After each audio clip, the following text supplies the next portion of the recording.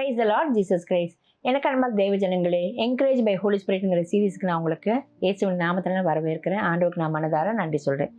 என்னோட கூட 2 கொரிந்தியர் 3வது அதிகாரம் 17வது வசனம் 18வது வசனம் எடுத்துக்கோங்க. கர்த்தரே ஆவியானவர், கர்த்தருடைய ஆவி எங்கேயோ அங்கே விடுதலை உண்டு.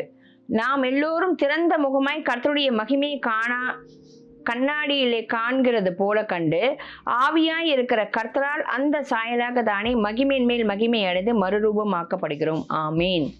இந்த இடத்துல என்னன்னா, கர்த்தர் தான் ஆவியானவர். கர்த்தருடைய ஆவி எங்கேயோ அங்கே விடுதலை உண்டு. நான் இன்னைக்கு சொன்னது போல பிதா, குமாரன், பரிசுத்த ஆவியானவர் 3 பேருக்கு இருக்கிற ஒரே வல்லமை தான்.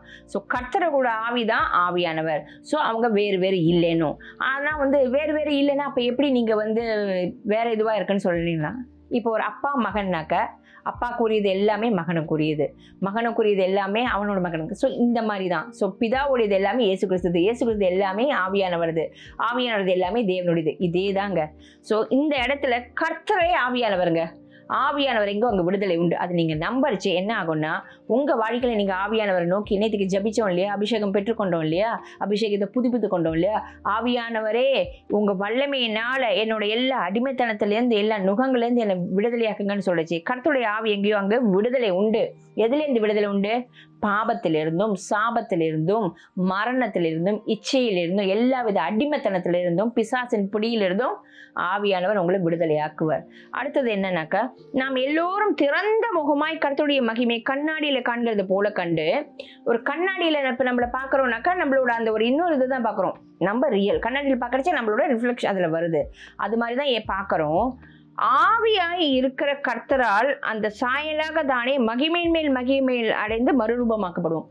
ஆவியானவர்னால என்ன ஆகும்னா, ஒவ்வொரு நாளும் ஏசப்பா எப்படிப்பட்டவர், இந்த வேதம் என்ன சொல்லுது, பிதாவை குறித்து தேவ சித்தத்தை குறித்து என்ன சொல்லுது, ஏசப்பாவோட சாயலாக என்ன பண்ணுவோம், ஆவியானவர் நம்மளை ஒவ்வொரு நாளும் நம்ம சுபாவத்தை, நம்ம ஜென்ம சுபாவத்தை எல்லாம் நீக்கி ஒவ்வொரு நாளும் மகிமையின் மேல் மகிமை, பிதாவுடைய சித்தத்தை செய்யும்படி, இயேசு கிறிஸ்து நாம மகிமை பண்ணும்படி நம்மளை சாட்சியுள்ள வாழ்க்கை வாழ வச்சுக்கிட்டே இருக்கச்சு ஒவ்வொரு நாளும் மகிமையின் மேல் மகிமை அடைந்து கொண்டே இருப்போம். எப்போ ஆவியானோட சத்தத்தை கேட்டு கீழ்ப்பணிஞ்சு நடக்கிறச்சு.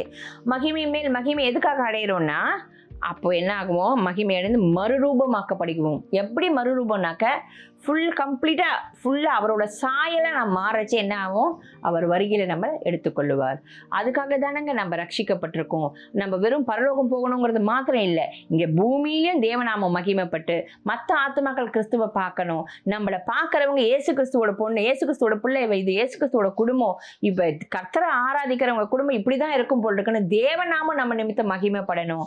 அது மாத்திரம் இல்லை, ஒவ்வொரு நாளும் நம்மளோட ஜென்ம சுபாவம் ஆண்டு மடிஞ்சு தேவையில்லாத காரியங்களேருந்து நம்ம விலகி தேவனை போல, தேவனுடைய பிள்ளைய போல நம்ம மாற மாற மாற மகிமையின் மேல் மகிமை அடைய என்ன ஆகும், ஒரு நாள் வரும் நம்ம மறுரூபமாக்கப்படுவோம். எப்படி?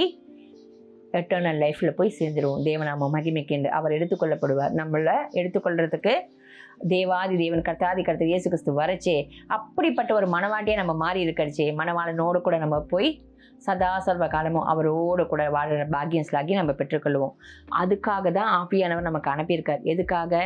தேவையில்லாத காரியங்களை விட்டு நீங்கி தேவனுடைய சித்தத்தை செய்ய, தேவ ராஜ்யம் கட்ட, நம்மளை பார்க்குறவங்க கிறிஸ்துவ நாமத்தை மகிமைப்படுத்த, அதுக்காக தான். ஸோ அப்படிப்பட்ட வாழ்க்கையை வாழறதுக்கு ஆவியான் நமக்கு நிச்சயமாக தேவை. அந்த ஆவியானவரை கொண்டாடுவோம், மகிமைப்படுத்துவோம். வாங்க நம்ம ஜபிக்கலாம். எங்கள் அன்பின் பரலோக தகப்பனே, உம்மை துதிக்கிறோம்ப்பா. கர்த்தருடைய ஆவி எங்கேயோ உங்க விடுதலை உண்டு இருக்கு ராஜா. கேட்டுக்கொண்டிருக்க தேவ ஜனங்கள் ஆண்டவரே, ஆவியானவர் யார் யார் எந்தெந்த கட்டுகள் இருக்காங்களோ, எந்தெந்த பிசாசின் பிடியில, எந்த தந்திரத்துல, எந்த டிராப்ல இருக்காங்களோ, ஆவியானவரே நீர் விடுதலை ஆக்குவீராக தகப்பனே. ஆண்டவரே, ஒவ்வொரு நாளும் ஆண்டவரே மகிமையின் மேல் மகிமையை அடைந்து தேவனுடைய பிள்ளைகளாக தினமும் ஆண்டவரை வாழ்கிற வாழ்க்கை, தேவனுக்கு பிரியமானதா வாழ்க்கை வாழ ஆண்டவரே நீர் சத்தியத்தை குறித்து போதித்து ஒவ்வொரு பிள்ளைகளும் ஆண்டவரே தினமும் மகிமையின் மேல் மகிமை அடைய ஒரு நாள் வரும்போது மறுரூபம் ஆக்கப்பட ஆண்டவரே ஒவ்வொருத்தருக்கும் உதவி செய்வீராக. ஆவியானவர் சொல்லுகிறத காது உள்ளவன் கேட்க கடவுள் என்ற வேத வசனத்தின்படி ஆவியானவர் சொல்லுகிறத ஒவ்வொருத்தரும் நாங்கள் சொல்லுகிற நானும் எங்கள் குடும்பங்களும் கேட்டுக்கொண்டு தேவ ஜனங்கள் அவர்கள் குடும்பங்களும் கேட்டு நடக்கும்படி ஆவியானவரே நீர் உதவி செய்யும். மகிமை மேல் மகிமை அடைந்து தேவனுடைய நாமத்தை மகிமைப்படுத்தி நாங்கள் எல்லோரும் மறுரூபமாக எங்களுக்கு உதவி செய்யும். இயேசுவின் நாமத்தினாலே ஜெபிக்கிறோம் பிதாவே. ஆமீன். ஆமீன். நிச்சயமாக இது பிரயோஜனம் உள்ளதாக இருக்குன்னு நான் விசுவாசிக்கிறேன். ஆவியானவர் நீங்கள் ஜெபம் பண்ணுறச்சே, ஆவியானவரே என்னை ஆளுகை எடுத்துக்கொள்ளுங்க. உங்கள் தனி ப்ரேயரில் நீங்கள் சொல்லுங்கள், ஆவியானவரே என்னை ஆளுகை எடுத்துக்கொள்ளுங்க. தேவனுக்கு பிரியமானபடி வாழ்க்கை வாழ எனக்கு நீங்கள் பேசுங்கப்பா. நீங்கள் பேசுகிறத கேட்டு நான் கீழ்ப்படிஞ்சு நடக்கணும்னு சொல்லச்சு, உங்கள் மனசாட்சியில் உங்கள் உணர்வில் ஆவியானவர் பேசுகிறத நீங்கள் உணர்வீங்க. அப்படி சொல்கிறத கேட்டு கீழ்ப்படிஞ்சு நடக்கிறச்சே நிச்சயமாக தேவநாமம் மகிமைப்படும். ஆமீன். God bless you.